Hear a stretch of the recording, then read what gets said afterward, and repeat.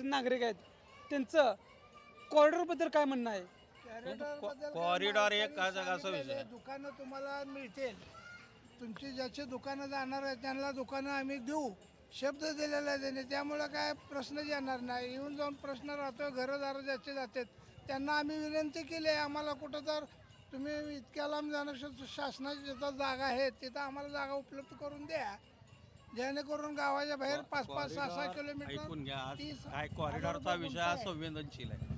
आज इथं ही लोक 4-4 पिढ्या झाले ह्या ठिकाणी ह्या मंदिर परिसरात राहत आहेत.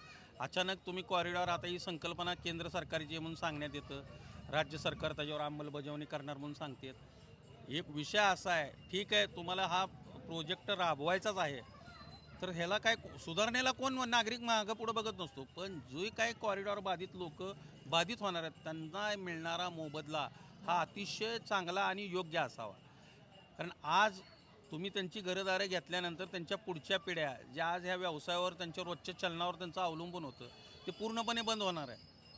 आज तुम्ही 10 लाख 20 लाख रुपये देऊन काय त्याची पुढचं आयुष्य संपलं ना त्याचं. आज तो जर ह्या ठिकाणी पुढं कंटिन्यू राहिला तर 10 लाख रुपये तो वर्षाला मिळवतोच नाही. इथं समजलं, म्हणजे जो मोबदला दिला जाणार आहे योग्य तो मिळावा. अगदी योग्य मिळावा. ते